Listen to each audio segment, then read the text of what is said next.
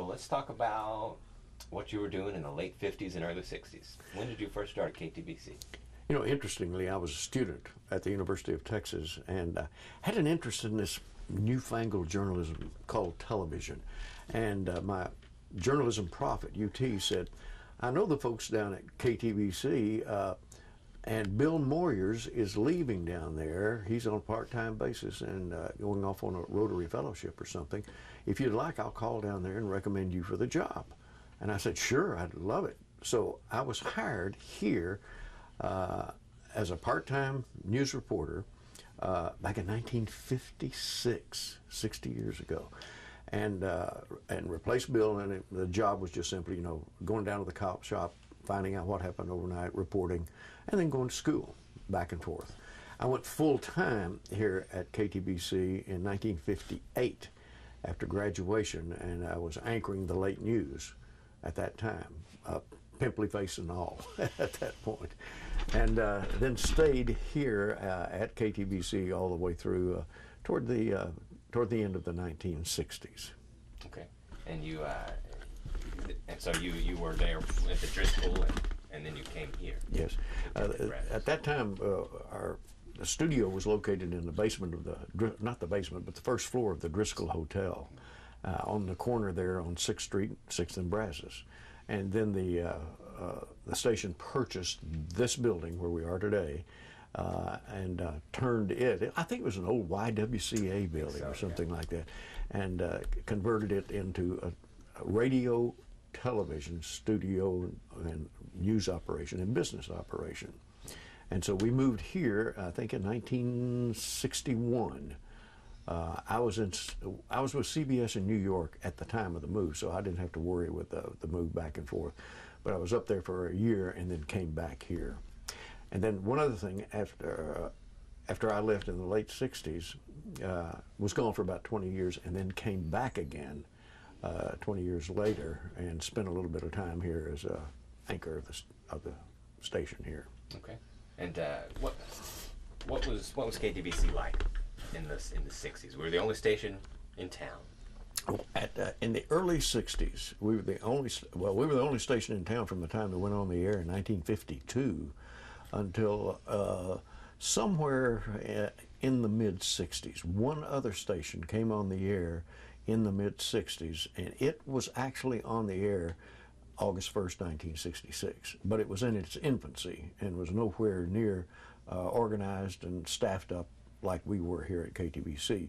But what it was like then, we had huge audiences. Obviously, we were the only station in town, and we carried programming from all three networks. We were a basic CBS affiliate at the time, and then we carried NBC programming and ABC programming on a secondary basis. There was no Fox back at that time at all. There were only the three networks then. And so it was a station where the late news was at 11 o'clock. And the reason it was at 11 o'clock was, that's what they do on the East Coast in the big cities. No, it was so we could get an extra hour of prime time programming in between the early news and the late news. And that's where we squeezed in high-rated programs from ABC and NBC, in addition to the shows that we carried from CBS. The station at that time, back at that point, it was a fairly typical medium-sized town station. We had a large news department compared to other stations in our market size. There was a great emphasis here on news. The first news director at this station was hired. He was a United Press International bureau chief from the state capitol, and was a veteran news person, had no television background, but really knew and understood news. And so he built this station up, was one who hired me, and then I replaced him when he retired. And we've always had, at KTBC, Channel 7's always had strong support for its news and its news coverage. When a lot of other stations didn't want to invest that much or get the required equipment or hire the extra staff, this station pretty much led the way, especially in market sizes that were comparable to ours. And was this Paul Bolton that you're talking about? Yes, Paul Bolton was the news director initially. And I need to mention as we go through and come back again, but at that, we were, at the time of the sniper incident, an AM, FM, TV operation. So we had all 2 radio frequencies as well as a Channel 7 frequency at the time. Okay.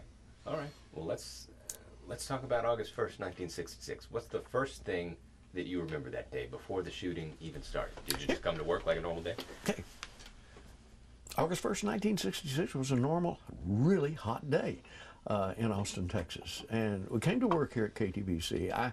At that time, we had a noon radio newscast, and I came in early to do the radio newscast, and then stayed through to put together the 6 o'clock news that evening. And then we had another John Thawley anchor who put together the 10 o'clock news. And we were our own producer, own writers. We wrote our own newscasts, and then I was the assignments editor. So when I came in bright and early, and I say bright and early, mid-morning on August 1st, sat down and made sure that we had everybody out covering news, made the assignments, and then I started preparing the radio newscast. And it was just a normal day.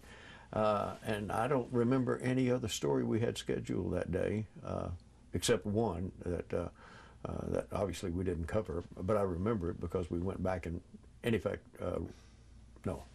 kill that. I'm confusing the assassination of JFK with that. Okay, that's fine. That's fine. So you don't remember any stories that you had lined up that day? Yeah, that day had no idea what we were covering. It was a routine day, just whatever's we'd normally cover on a Monday. I think maybe the Travis County Commissioners Court or something like that met on Monday. But it was a routine day, and I was sitting in the newsroom, just preparing, writing my radio newscast, and we had a bank of police radios, as always, and the radios were always crackling, and then we had the teletype machines over in the corner that were spitting out the news, and they were all clickety-clack, clickety-clack. So that was that kind of activity going on, and people getting ready for their normal tasks. And I heard on the police radio just a routine call. It was something like, Unit 254, we have a report of a shot being fired at the University Tower. That was it. Okay. Well, I said, Phil Miller, who was a sportscaster at that time and was getting his master's at UT while also being a sportscaster, was getting ready for his evening show. And Phil said, I said, Phil, why don't you run out there and check that out? He said, well, I've got to go to class anyway, so I'll just hop in my car and run on out to the campus. Well, within seconds, police radio kept saying, we have another report of shots fired at the University of Texas. And I said, whoa, what's going on here? Had no idea. There was nothing that indicated what it was. So Phil was out there, and he got to the campus with a photographer from KTBC by the name of Joe Lee. And Joe Lee and Phil arrived at the campus, and Joe jumped out of the car and started filming what was going on. And Phil went inside the University Co-op, picked up the phone, I think it was even a rotary dial, and called up and said, hey, this is what's happening, and he told us what was going on. So I went on the air at high noon and says, we have a report of shooting at the University of Texas Tower. We'll have more details right after the CBS News. Bingo, we hit CBS. A couple of minutes later, we came back, and then we knew what was happening. At that point, it was, there's someone on top of the tower, and he's shooting at people. We don't yet know the full extent of it. So at that point, I came out and I said to another reporter in a mobile unit, I said, we need to head out there. We need to cover this. Let's get out there on the campus right now and tell us. He said, fine. He headed out. And again, remember, KTBC at that time, 10th and Brazos here. We're not that far from the university. We're just a few blocks away. And you step outside and look around the building, you see the tower there. So this reporter went to the mobile unit and started headed to the campus. For some reason, don't know why, he says, I'm going to go to the hospital. There obviously, the ambulances are running. There are going to be victims at the hospital. I'm going to the hospital. And he took the mobile unit. And there was no way we could broadcast from there because Phil all he had was whatever telephone he could borrow. There were no telephones. There was no satellite communication at that time. It was just simple, plain, primitive way of communicating. So when he called and says he's going to Brackenridge Hospital, I said, damn. And I went out and jumped in a mobile unit, another one that we had there, which was a radio mobile unit, and started driving toward the campus. And immediately started broadcasting from the vehicle, because as we pulled out of 10th and Brazos here where we are today at KTBC, we could look up and see from the station, see what was happening. So I started broadcasting driving to the campus, and it was a broadcast. At that time we were beginning around 12:10, 12:15, somewhere along in there, and it was a broadcast that we kept going live on radio and then ultimately on television as well until 2 o'clock in the afternoon. Okay. And so you were broadcasting on the FM and the AM and FM in the car? What happened in the car, and it was a push-to-talk microphone, and my hand just almost froze having to keep that button down for so long. It was on AM radio at that time, 590. It's now KLBJ AM. They sold the station, and the AM station and FM, but we were broadcasting on AM because it was a news talk radio station. So we were broadcasting that. Now remember, during this time, people walked around with transistor radios. They did not, no cell phones of any kind, and the way they kept in touch, the way they listened to music, there were no iPods or anything like that, iPad. So most people had small transistor radios, about the size of a cell phone today, and that's where they got their information while on the move, that and in the car. So I started broadcasting on the radio. Later, KLRU, the television station on the university campus, wasn't really a station at the time, but they had a broadcast studio to teach journalism, and they wheeled this big, huge camera out of the studio and aimed it at the top of the tower later, and just had a picture of the tower from the top that just showed kind of the observation deck up, and they locked in that shot. Later, KTBC here at Channel 7, the studio, I didn't know they did it at the time, but they took that picture and put that on 7, and then took my radio broadcast, which already was here at the station, and put it together. So there was live television coverage, but you talk about primitive. I mean, compared to today, when something happens and you've got satellites, you've got choppers, you've got everywhere, you've got live, you've got people with video cameras on their phones, nothing like that then. But there was television coverage later at that point. Okay. So when you got to campus, what happened? As I arrived on campus, you could tell what was going on. I mean, it was pretty doggone obvious.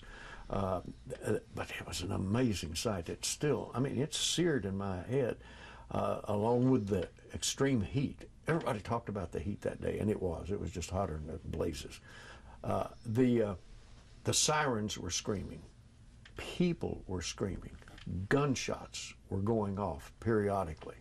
And you'd hear people shouting. And so as you arrive on campus, you see people running, you see people hiding, you hear sirens going back and around, you hear gunshots fired, you hear people saying, get down, get out of the way.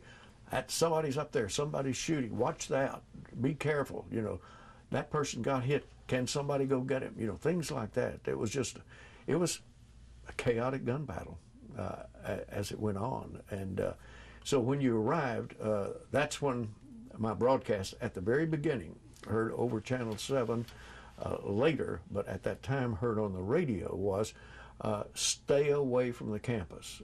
There's a sniper on top of the tower, and he's shooting and hitting people. Now, we had no idea how many were on top of the tower, but we knew somebody was up there. I could see him. I could see him leaning over, you know, just lean over and take a shot. And you knew he was hitting people because you could tell that as well. So the scene was chaotic, to say the least. And so you were crouched behind a wall at one point, right? You were Actually, what I did with the mobile unit, now, hey, I wasn't a hero running around in full view. Believe me, first of all, I was tethered. The microphone had a wire to our station wagon, the mobile unit. Is that Red Rover? Red Rover. It was a big bright red station wagon, Pontiac station wagon, bright red. And so I pulled up as close as I could get to begin with, near the Littlefield Fountain, and looking straight up at the tower, and sat in the unit and got out, but had the door pretty much shielding me at the time, I thought, and broadcasting. And then did a lot from there. We interviewed people as they came by, that sort of thing. Other reporters from 7 came by and gave us, hey, I was over here. Gordon Wilkinson came by, and he had a telephoto lens on his camera. And I interviewed Gordon. I said, Gordon, what do you see? And he said, well, I'm looking at him. I said, well, what can you tell me? Give me a description. And he said, well, he's fair complexion, light-colored hair, but that's all I could see, head and shoulders up. Then later, I started moving around the campus inside the unit. I couldn't leave the unit because of the cord to broadcast, and pulled around on the inter-campus drive, again, stopping south of the tower at the South Mall, where well, at the time there were 2 statues on each side of that entranceway, and I pulled up right kind of behind that statue and a wall where the mobile unit wasn't out in the open, but it was right there, but I could lean out and see what was going on. So we broadcast moving and from 2 different stationary locations. Okay. So what was going through your mind when you realized that this guy was shooting and picking people off? I know Gary was mentioning that from a news perspective, we tend to detach ourselves from what's happening sometimes just for the sake of getting the story. But were you realizing that's what was happening, or were you just trying to get the story? I'm going to tell you something. I knew full well what was going on. I mean, your eyes don't lie in this sense. I knew very well what was happening, and I could see and hear a lot of things happening in that sense. So I was well aware of what was going. But there's something about a laser focus, especially when you've got a job to do. I'm sure it's the same way with law enforcement when they're trying to move in and on a situation such as this. But I focused totally on what was happening and what was going on. It wasn't a question of, I'd raise questions. I says, I called him a madman. I said, there's a madman up there. He's shooting people from the tower, killing people on the campus. We knew that. And I had gotten reports that he's already shot and killed a policeman. And he shot a boy on a bicycle, knocked him off the bicycle as it was running in that sense. But as the bicycle was moving, and he survived. The policeman did not survive. In fact, one of our reporters, KTBC, one of our reporters was right there beside Billy Speed, the policeman, when he was shot, and helped pull Billy Speed out of the way. Another, in fact, sometimes competing with each other to see who could get there first to take the injured to the hospital. So there were a number of sirens from ambulances, and then even the funeral homes even took their hearses out and rushed to the campus. And so the sirens were, as ambulances were running back and forth, they were just screaming, and they were echoing through the building on the campus. And so you had this sort of situation trying to describe it. I don't think I ever lost focus. I don't think I ever got concerned. I was not concerned about my safety, maybe stupidly, but I was ducking down. I wasn't standing up being a hero. I was just trying to say, okay, this is what's going on, and looking. I know he shot some people behind me and stuff like that later, and I could tell shots being fired, and they were fired in my direction, but there was nothing in my mind that says I'm scared to death at that moment. No, I don't ever recall being afraid. I do recall I've got a job to do, and I got to tell people what's happening and what's going on and see what we can do about it. So you were broadcasting from campus until about 2? 2 o'clock, we signed off. We announced from the mobile unit, we got word from the police that Charles Whitman had been killed, and they identified the man. And this is kind of eerie. I got that word, and again, we're broadcasting it. Everything's going on. This was about 1:20, 1:25, somewhere along in there, and I broadcast the fact. I says, we have a bulletin. The sniper has been killed. The sniper is dead. Charles Whitman is identified as the gunman. At that moment, and this was the eerie part, at that moment, people came out of all the campus buildings from everywhere. They came from the drag, wherever they happened to be, and just slowly moved into the South Mall. And they were standing there, pools of blood all around, and they were standing there looking up and trying to figure out what happened. And it was, I've described it in the past and still do, as they were like zombies. It was not like you see today where, you see victims running from a shooting and they're hugging each other and they're crying and all that. Sure, the victims were seriously hurt in this. But the people who came out after the announcement that Charles Whitman was dead, they flooded out and they filled that mall south of the tower. They were quiet. They weren't necessarily hugging each other. They weren't talking to each other. They were trying to figure out what the hell just happened. Nothing like this in anybody's history, background, personal experience prepared them for what happened on the University of Texas campus August 1st, 1966. There was nothing that prepared you for it. We weren't prepared in the Channel 7 newsroom to cover it. We'd never imagined something like that happen. But a testimony to Channel 7, a real testimony is, and we hired good people, and we had good reporters. They said, after it was over, I was being interviewed by a news organization. They said, well, Neal, did you put in your emergency plan immediately on getting the word? I said, hell, we didn't have a plan. We couldn't comprehend something like that. But what happened, we had good people. And on their own, they came out, they went rushing. I was a news director. Theoretically, I was supposed to say, you go here, you go there, you do this. But no, I was out there broadcasting, couldn't direct anything. But they, on their own initiative, all of them, came in. Some of them, Paul Bolton, who had retired as a news director, came from his home into the newsroom to help. Cactus Pryor, who was a program director for Channel 7, went down into the newsroom and started putting broadcasts out to the rest of the world. Vern Lundquist, who a young sports guy at the time that I'd hired there. Vern came in, he's a sports guy, but he's also a reporter. Sports guys are journalists. They know what's going on. So they came in, and he was helping. Vern, by the way, has gone on to national acclaim as a CBS sportscaster, doing the Masters, doing Southeast Conference football and all. All these people came into the newsroom, salespeople from the staff. What can I do to help? How can I help? And we had calls into the newsroom here all over the country and some points in the world wanting information. These were news organizations calling. Say, can you tell me what's going on so we can put it on our air in Chicago, so we can put it on our air in Los Angeles or what have you. And so we had people in the newsroom on the telephone, because that was the method of communication, reporting, repeating, in effect, what we had been putting on the air, our air, and repeating it for them so that they had stories all around the country.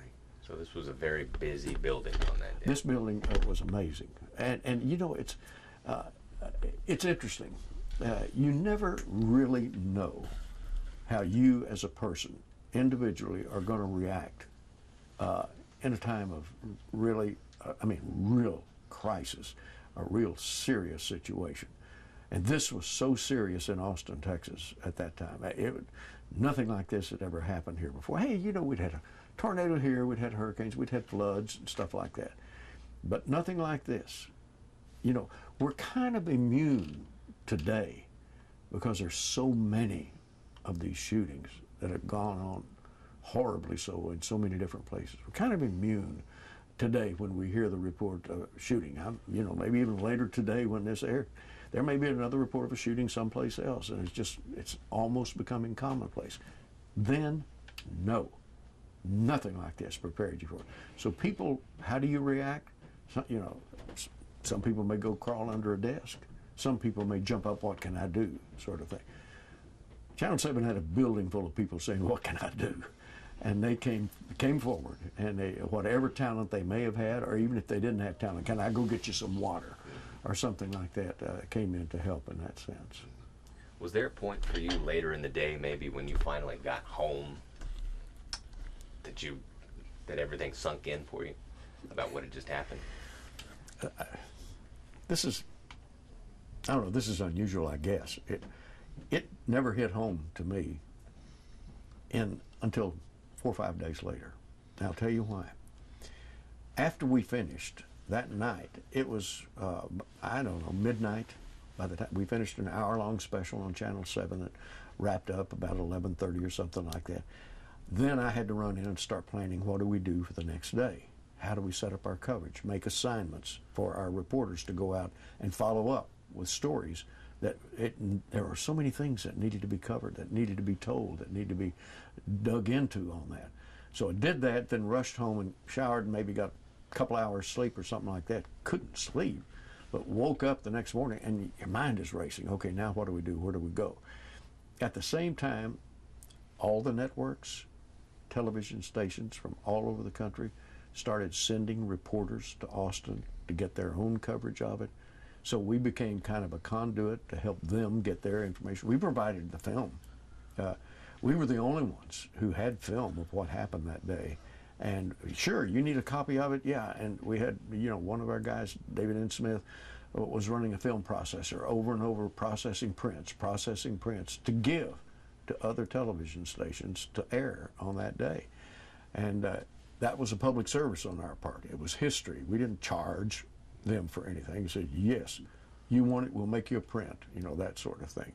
So several days afterwards, we were still in that kind of mode, and being the guy who was, kind of the news director in charge of the newsroom, it was my job to stay a step ahead in the planning and the thinking to make sure that all the bases were touched and try to handle the events of the day as they occurred in that sense.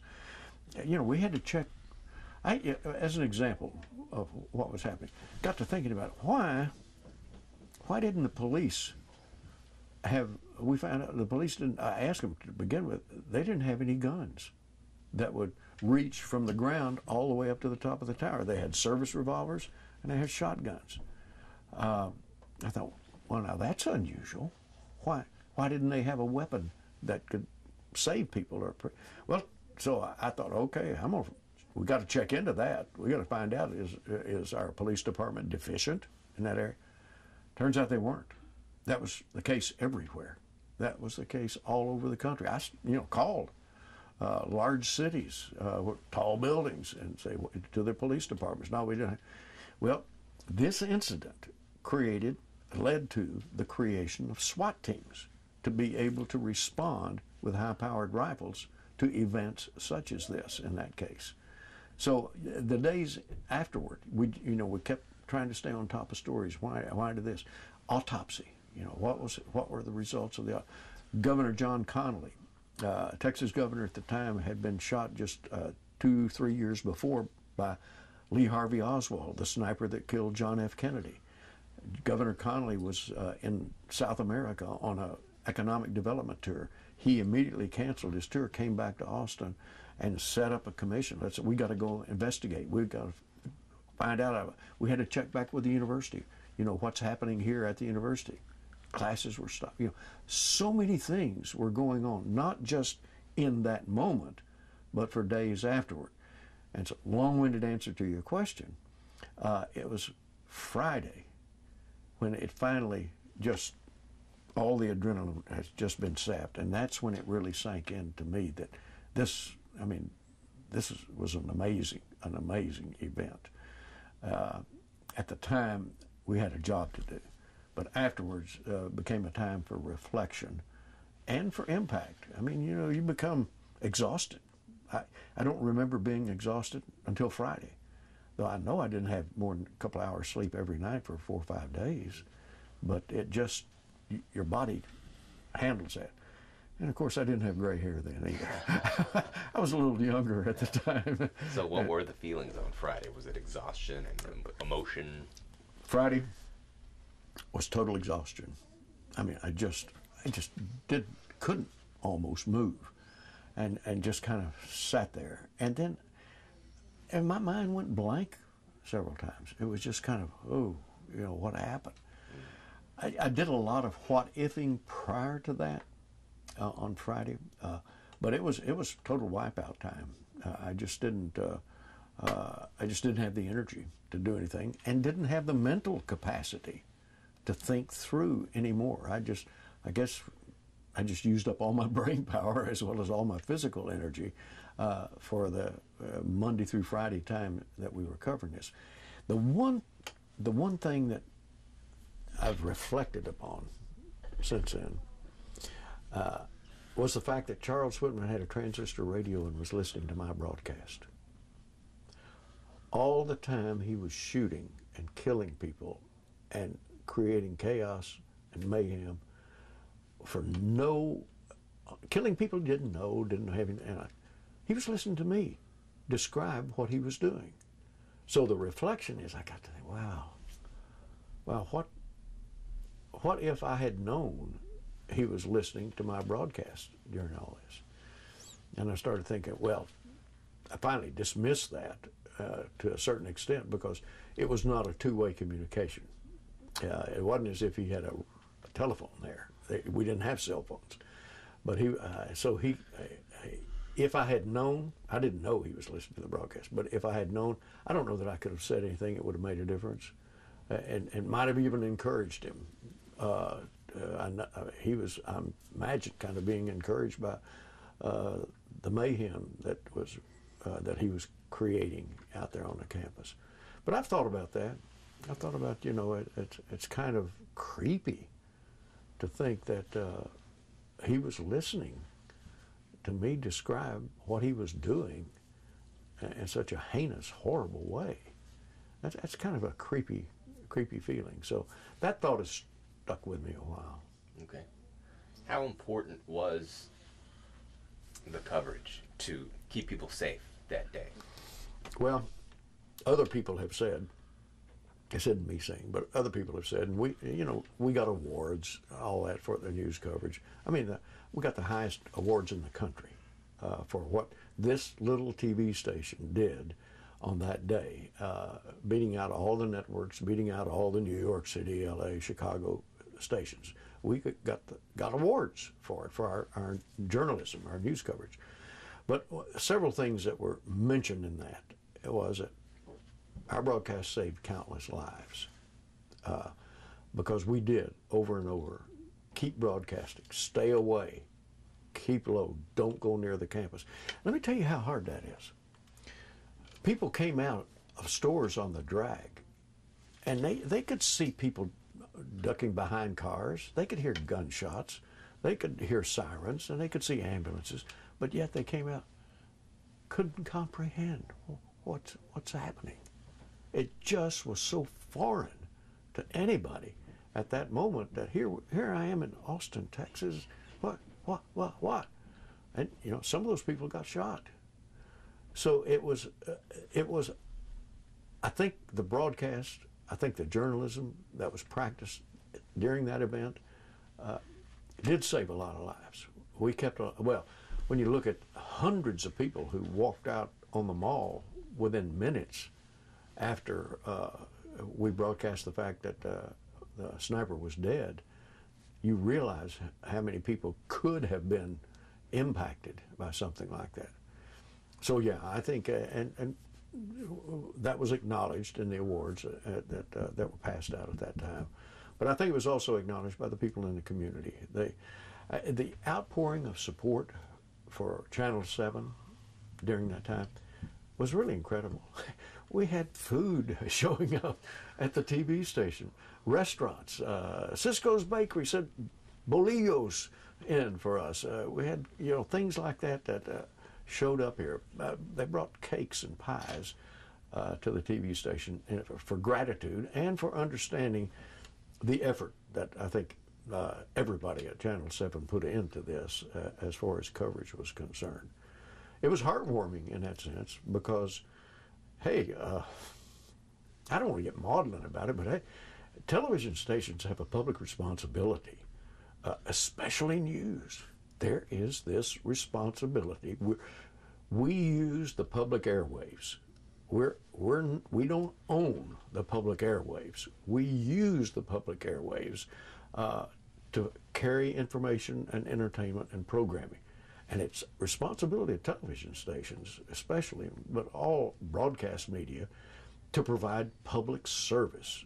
And in this sense, while covering an unbelievable event, unlike anything that had ever been seen before, I think we provided at Channel 7 an amazing public service, and the community recognized it. Last question, unless you can think of something else that you want to add.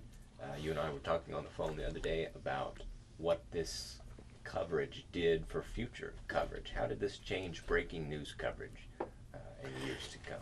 You know, breaking news today is totally a different animal.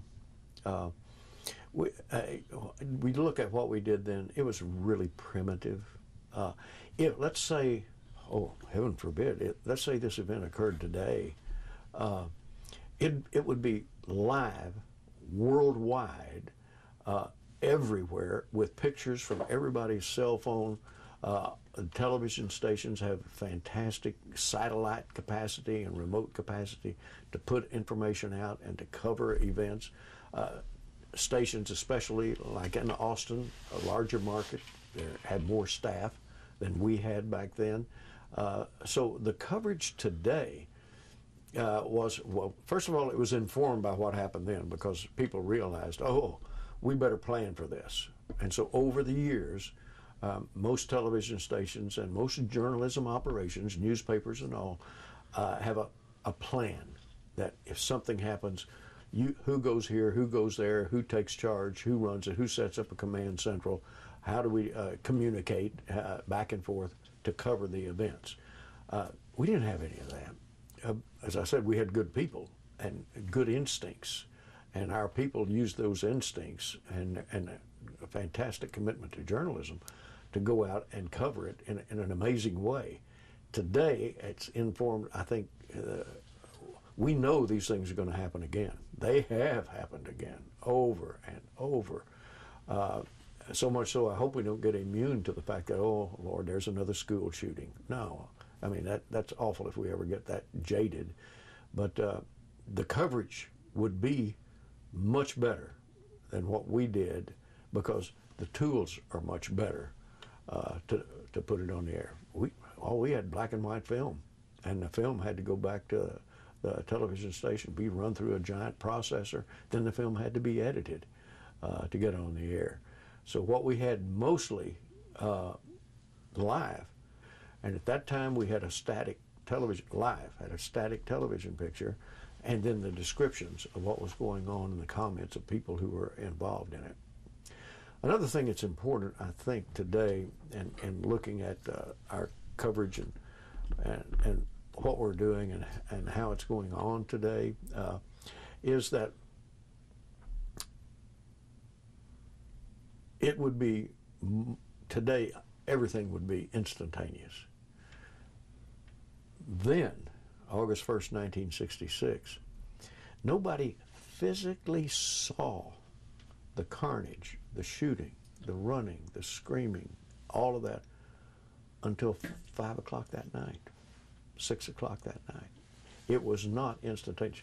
Now, there will be people who tell you, and this is because the mind runs in funny directions, especially over time.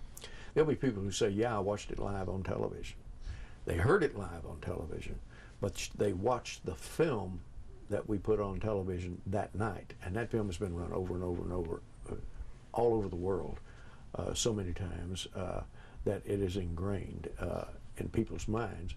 And it's ingrained because most times that film is being run, many people who run that film, many TV stations, others, they take my audio broadcast and overlay it behind that film so that you hear, yes, there's a shot, there's another shot, you hear me saying that, but there's a shot of the tower with a puff of smoke.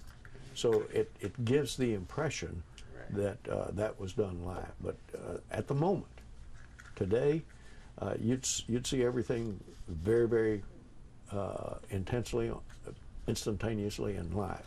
Then you heard it, and then saw it later. You said there was the KLRU shot that we had put up. Was that, you think that's what they're talking about when they mean that they had watched it live, or was that, is that different? No, that's different. Most people don't even remember that. Okay. Because there was nothing to it. I mean, it was important because it gave a picture, but it was on the east side of the tower, and didn't show the south where most of the action was taking place and where all of that. Though the sniper shot people all from all sides of that observation deck. Okay. One thing I'll add: the film that Channel 7 shot. To this day, that film has been the single visual reminder of mass school shootings, no matter how many have occurred since then. Think about it. Virginia Tech, you didn't see anything. You saw police tape around an obscure, nondescript building and people running. Columbine, you saw, well, maybe a student jumping out of a window or sliding out of a window to keep from getting shot. But you didn't see what Channel 7 actually captured that day, and that was an on-campus gun battle with people being shot, killed, hiding, wounded, screaming, fearful, and a madman on top of the shower creating all this. That image is still out there, has not been duplicated in any of these other events that have taken place. So when you think about it and you see all these stories that are occurring since then, you don't see it as it occurred. Now maybe at Paris or Belgium, wherever those events occur, those are not school shootings.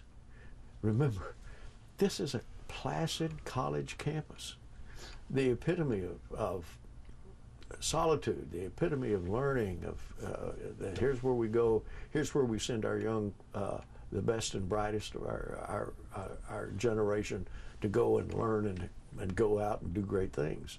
And there it was, right there.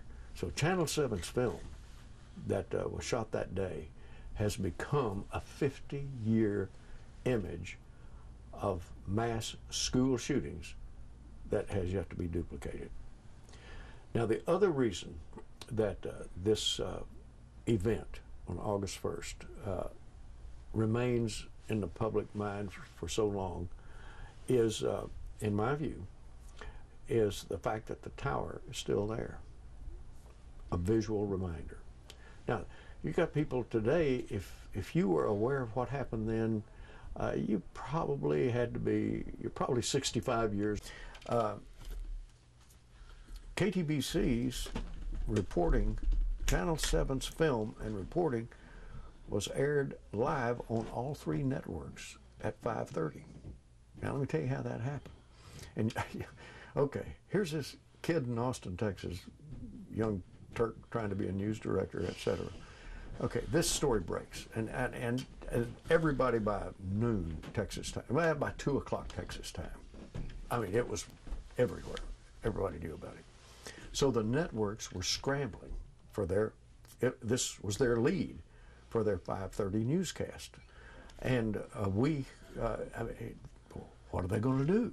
So they contact us, Channel 7, to get a report so that they can have something on the air. It's a big story.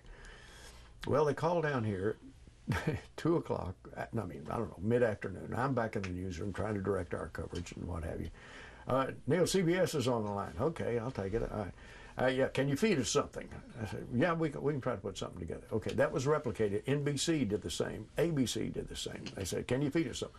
I said, look, guys, finally got them together. I said, look, here's what we're going to do. We're scrambling. We're trying to get our own newscast on the air. We'll help all we can, but we'll put together a small piece for you, and we're going to feed it, and you can take it if you want to at 5:30. You set it up, and then you throw it to Austin, Texas, and we'll have the, well, okay, what's the film going to show? I don't know. Well, when will you know? When it airs. I'm not going to have a chance to look at it in advance to see what it is. Well, can you send us a script? No, I'm going to be ad-libbing it. So they're thinking here. We're taking all our networks at 30 seconds after 5:30 and say, and now we go to Neal Spelce in Austin, Texas. Throw that switch. They have no idea what's getting ready to happen. Well, it turned out fine. I mean, we had the film, David N. Smith put together, about a minute of footage, and I knew the story obviously by heart. So I just ad-libbed, narrated that film, and then said, and now back to you at the end. Well, it turned out to be great in the sense that they had amazing footage. They had a solid report that was up to the minute with the facts that we knew at that moment. But can you imagine the networks and what they're doing, how they're sitting there sweating bullets, thinking, oh my goodness, what are we getting into? But they had no choice, and we had no choice. That was the only way we could do it. We weren't, being hard. We were just saying, this is practical. This is the only way we can put it together for you. How old were you at the time? 30. 30? In 1966? 66, yeah. So we've got, I guess, the footage that we play all the time. It's like a 25-minute thing, and it starts with the slide that says special bulletin, and then there you are at the desk, and you say, this many people were killed. Right. Do you remember what time of day that was? That was 10:30 at night. That was 10:30 at night. Yeah. Okay. Now, John Thawley, the guy I mentioned. Now remember, I was assignments editor, producer, writer, and anchor on the 6 o'clock. John Thawley was the producer, writer, and anchor at 10 o'clock. I mean, we did it all. Now, obviously, we had writers, but so John, who had been out on campus, and I mentioned it was a hero and had saved some people and shot some great film, came back and I said, John, you go ahead and put together your 10 o'clock news, but we're going to go ahead and do the 10 o'clock news per normal and tease the fact that we'll have an hour-long special coming up at 10:30. So that was right after our 6 o'clock newscast. So I began working on the 10 o'clock, the 10:30 special report, and John did the, that's why John didn't show up on our newscast from 10:30 at the end. Because he had already done the 10. He had done the 10 and spent all his time getting a 10 o'clock together. And I wasn't worried. He's so capable. He put together a great show, and I was working on the other. Now, the thing to remember about that film, that again, that was, blurry, black and white film, but that was live at 10:30. Much of what you have in the way of film, shortly thereafter, I say that, I haven't seen what you've got, but much of what's out there, I put together a contest entry or two that summarized our coverage rather than focused on just one, the dramatic stuff on campus. And so if you have on there, that shows, and I think it'll show you the depth of what happened. We had a weather guy, Jack Balzerson, interviewing Alan Crum, the civilian who was up there getting shot. We had Vern Lundquist, the sports guy, who was interviewing, and this was live on the air, interviewing A.J. Vincic, who was a scoutmaster with Charles Whitman. And then we had reporters, obviously, who covered the APD's news conference, and then we had reporters who were at the home of the mother and the wife who had been killed the night before.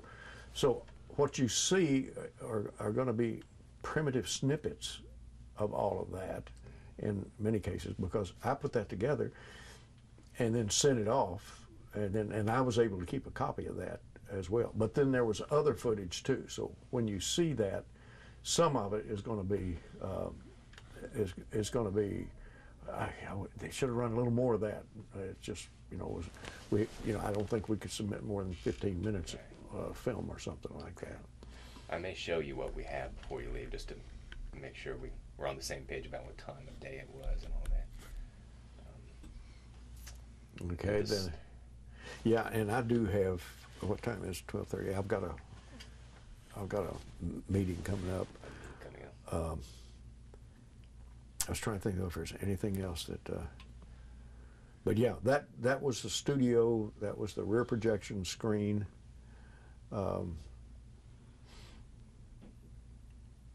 And then the other stuff, I don't know if it's part of that. I don't know if you see Alan Crum talking or whatever. But police chief wouldn't let us talk to Martinez or McCoy. Really? There was a news conference, and he didn't let them talk at the news conference. Were they at the news conference? They were sitting there, just right beside him, and he didn't. He took the questions and made the comments. Yeah. That's pretty much how it would be today. Yeah, Acevedo was going to be out front. Where are the rest of the guys? Yes. But so we grabbed Crum, and it worked out fine. I mean, and he was sweating like a horse, nervous as he could be, on set live, but he told the story, and and it was pretty dramatic, obviously, when he was able to do it that way. Are you good, Jeremiah? Yeah, I was just gonna say if you wanted a recap on Bolton, I don't know if you're gonna use that a lot.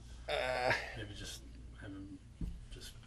I need after reading. Well, you got all of it, right? I got all of it, but We've got some video of Bolton to go with it, so I think we'll be okay. okay. All right. Let me check to see what I've got here. Okay. Who got most of the credit, but the one I singled out just because he's the one who was out front. First one who stuck his head out that door with shots coming up from the ground and looked to see where Whitman was, and then went around another corner, and he was the one who said, okay, come on, it's clear. I mean, he could have had his head blown off immediately. So I singled out Ray for that aspect of it. But who friggin' cares? Now, McCoy's family does. They're passionate about it. They're passionate because the poor guy had a rough life after, and I mean, really rough life after. And Martinez went on to fame as a Texas Ranger. So it's again how you make what your personality is, how you're put together. Good to go.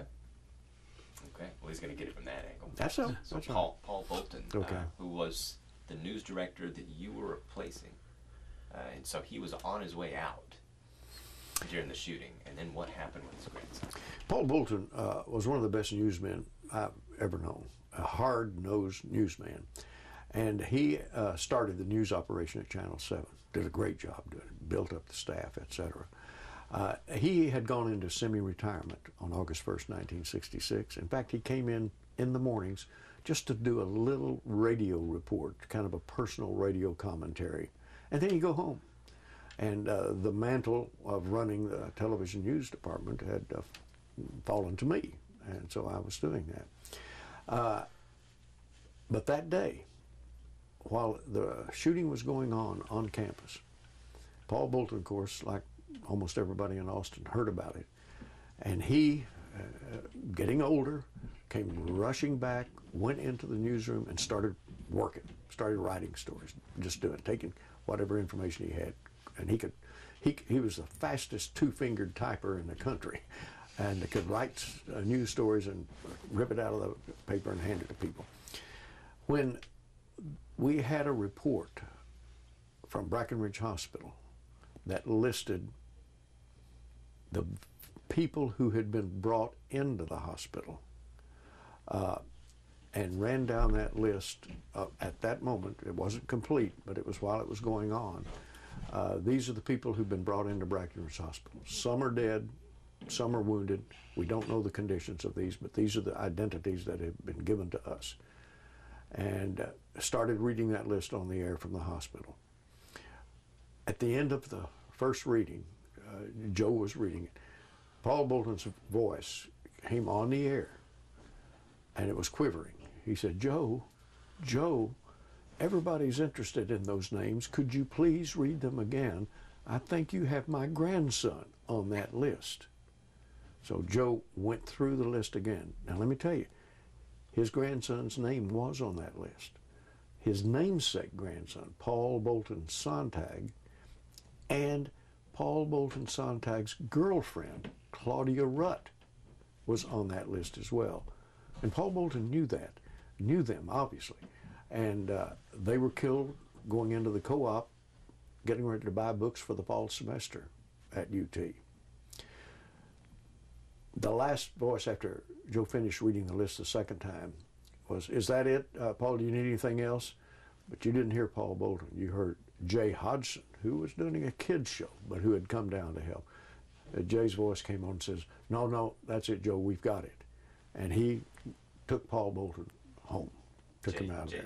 Jay Hodgson. Jay Hodgson did. It just said, let's go, Paul, let's go. Now, that was a problem that I caused. I made the decision. Now, back up. We had a policy then, and most news organizations have a policy now. You do not release the name of anyone who has been killed until the immediate relatives have been notified. Pure decency. Just, we're going to wait and let the closest next of kin find out about this before they hear it on the air. I changed that policy that day on the run.